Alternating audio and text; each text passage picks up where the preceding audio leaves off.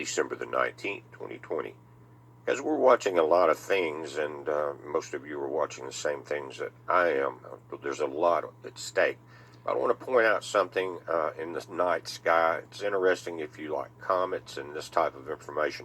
But we have Comet C2020 S3 that's just coming into the picture on our Solo LASCO C3 satellite and watches the sun.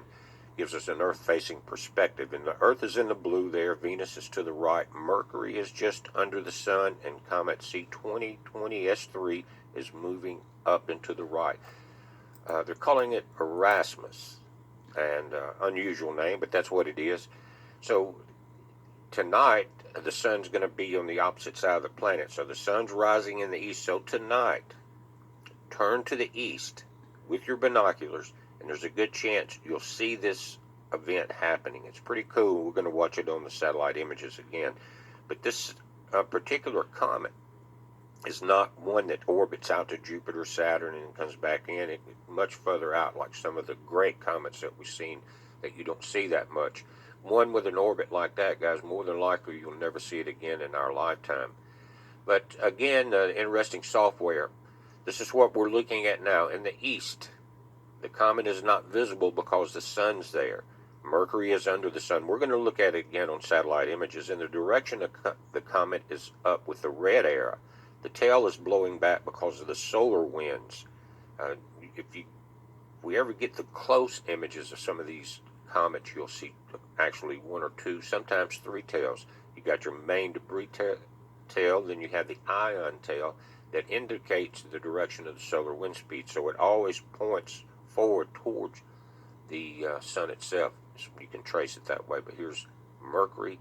Notice the coronal mass ejection.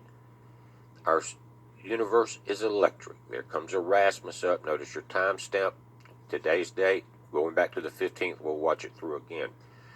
The electrical discharge between a comet that's going that far out into space and the time it takes, it builds up like static, like when you simply slide across a carpet and touch something metallic and you get that arc. That's what I'm talking about, but on a nuclear scale. And that's what we saw. This coronal mass ejection comes in. It welcomes Comet Erasmus into the inner solar system. It's amazing to watch this. Again, that's from the 15th up until today.